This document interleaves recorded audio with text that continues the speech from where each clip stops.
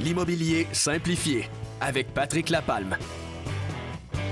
Notre expert en immobilier, Patrick Lapalme, de l'équipe Patrick Lapalme de Remax Prestige. Bon matin, Patrick. Salut Sylvain. Hey, on va parler de l'hiver et Ben puis oui. des toitures et de la neige qui s'accumule sur le toit. Effectivement, je dois sûrement pas être le seul à avoir mal au bras pour bas du dos, hein, avec On a pelleté. les dernières Ouais. deux belles tempêtes de 40 cm qu'on a eues dans la Nodière. Naturellement, la Nodière Nord a été impactée beaucoup avec plus de neige. Ouais. Pour vous donner un ordre de grandeur, chers clients, les propriétaires là, en général et tout ça, mais aussi on va faire aussi une référence à notre déclaration du vendeur et à l'inspection lors d'une transaction immobilière suite à des chutes de neige importantes comme on a eu. Donc, ce qu'il faut savoir, un point majeur, c'est que 60 cm, 2 pieds de neige environ sur une toiture, représente 60 livres au pied carré de poids sur une structure. Donc, c'est important de le savoir, et d'autant plus, advenant le cas, le sud a eu un petit peu de verglas aussi, hein, oubliez-le pas, tandis que le nord n'en a pas eu. Mais un 2,5 cm de verglas sur une toiture, c'est pas énorme, donne 30 livres de plus de poids. Donc, si vous avez un exemple, 60 cm de neige qui a eu d'une tempête de 30, un petit peu de verglas de 2,5 à une autre tempête de 30, on fait le calcul vite, on est rendu à 90 livres par pied carré sur une toiture. Commencez vraiment à vérifier, à faire votre déneigement de toiture. Souvent, on va voir, il y a eu de la neige, oui, mais elle est uniquement située en bas, sur le bord des excédents. Allez les dégager. Et vous allez sûrement voir sur votre propriété, ça va être le temps de faire des vérifications. Est-ce qu'il y a eu des barrages de glace qui se sont faits dans le coin de vos gouttières? Et ça va être un signe de faire vos vérifications d'isolation et ou une mauvaise ventilation de l'entretoit.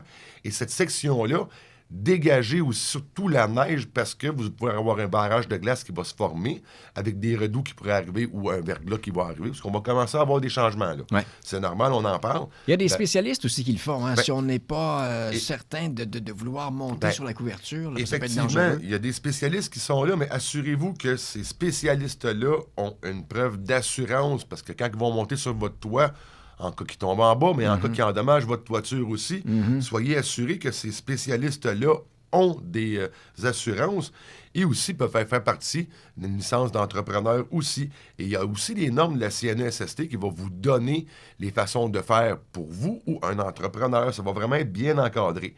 Mais ce qu'il faut surtout savoir, Oui, on parle des toitures, mais je veux qu'on parle aussi des abris d'auto. Les abris d'auto, on commence à en voir. Regardez dans le fond des cours, là, dans les municipalités, quand on se promène, on voit des véhicules pris en dessous des abris d'auto. Au nombre de poids de neige que je vous ai mentionné, Ouais.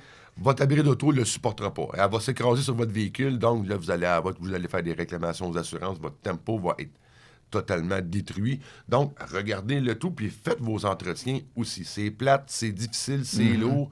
Engagez-vous quelqu'un ou faites-le par vous-même.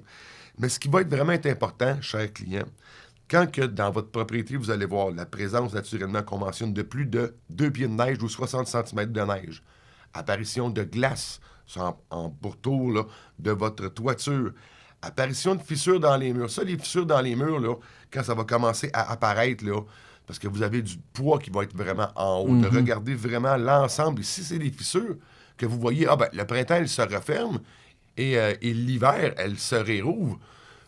Il y a une notion de charge là, qui est directement sur votre toiture. Des frottements, vos portes qui font... durant l'hiver, mes portes, elles sont plus difficiles à ouvrir, à fermer, mais durant l'été, ça va bien. C'est Un autre signe, ouais. C'est un signe que le poids qui est excessif sur votre toiture, des craquements inhabituels aussi dans la propriété que vous entendez dans la nuit, c'est le froid qui fait ça. C'est pas nécessairement le froid qui va faire craquer les murs. Ça peut être une charge qui va être là. Les déformations de plafond aussi qui vont être là. C'est vraiment important. Puis on va faire un beau lien avec les propriétés en vente, chers vendeurs. Ouais. Et une offre d'achat acceptée et l'inspection qui va s'en venir. Dégagez l'ensemble de vos trottoirs, de vos perrons et surtout, si vous avez une souffleuse ou prenez celle du voisin, dégagez le pourtour de la propriété. Pour que vous ayez des issues de secours pour vous dans votre propriété si vous êtes dans le sous-sol. Même si la maison n'est pas en vente, c'est une bonne chose de le oui, faire. effectivement. Mais je comprends ce que tu veux dire. Oui. Si la maison est en vente, c'est doublement important de le faire. Effectivement, le client acheteur, lui, quand il va venir faire la visite des lieux, s'il voit que votre fondation, elle est impeccable, vos margelles sont bien installées, tout est vraiment, le pourtour est dégagé, on voit vraiment les trottoirs de béton. Il met ça, il va savoir ce qu'il va acheter. Parce que l'hiver, hein, on ne voit pas les aménagements. Malgré le fait qu'on peut avoir des photos d'été, déneiger l'ensemble de votre propriété. Puis quand l'inspection va arriver, ce qu'il faut savoir, c'est que l'inspecteur, lui, s'il ne peut pas voir la fondation par l'extérieur, dans son rapport d'inspection, ça va être indiqué que n'est pas visible car pas déneigé. Mais vous pourriez avoir des problématiques parce que si vous n'avez pas déclaré, un exemple, des fissures de fondation qui étaient visibles si la propriété aurait été déneigée et qu'on a une offre d'achat acceptée et qu'on va chez le notaire, et que l'acheteur s'aperçoit qu'au printemps, il y a des fissures qui étaient là et que l'inspecteur n'a pas pu aller voir faire ces vérifications-là, l'acheteur aurait un droit de vous réclamer des sommes parce que vous n'avez pas été prudent et diligent en donnant un accès total à votre propriété et surtout que l'acheteur, lui, voit et l'inspecteur voit l'ensemble de la propriété. Donc, c'est judicieux de le faire et en plus, quand vous déneigez le pourtour de votre propriété, quand on va arriver au printemps, l'eau qui va s'accumuler sur le bord de vos fenêtres de la fondation va naturellement s'écouler plus loin et n'ira pas aller porter atteinte directement à vos fenêtres, à vos margelles, parce que ça va être plein de neige et plein d'eau, et là, ça sera plus pelletable. C'est vraiment important de le faire par rapport à votre déclaration du vendeur et à votre vente de votre propriété. Il y a des spécialistes qui existent, il y a des normes qui sont là, qui sont écrites.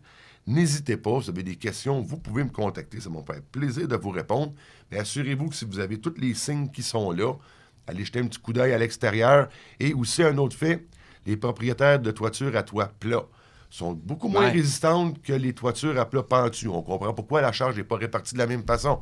Donc, assurez-vous de faire déneiger. Les bâtiments à la grande surface aussi sont présentement en grosse session de déneigement. On commence à voir les entrepreneurs sont sur ces toits-là. Assurez-vous de faire déneiger vos toits. Vous allez être en sécurité. Et si par pur hasard, là, c'est la nouvelle qui est un petit peu plus plate, si par pur hasard, vous avez une infiltration d'eau et que l'assureur, lui, voit que vous avez négligé un entretien de votre propriété et que ce serait de votre faute que vous auriez une infiltration d'eau, ça pourrait être plus difficile de faire une belle réclamation. Hey, mon ami, je te suis sur Facebook. Toujours plaisant de voir des clients satisfaits qui vont de commentaires pour raconter leur expérience avec l'équipe Patrick Lapalme. Allez faire un tour sur... pour te suivre, il y a Facebook. Il y a Facebook, il y a LinkedIn, il les a toutes. Nommez-les, on est là d'un bout à l'autre. Et les chroniques, on les retrouve partout? Partout. Ils sont partout sur YouTube. La chaîne YouTube est là. Abonnez-vous, TikTok, YouTube, Facebook. Allez-y. Pour vendre ou acheter, c'est Patrick Lapalme. Un nom à retenir. Patrick Lapalme, un but, une passion. Vendu. Un matin à la fois.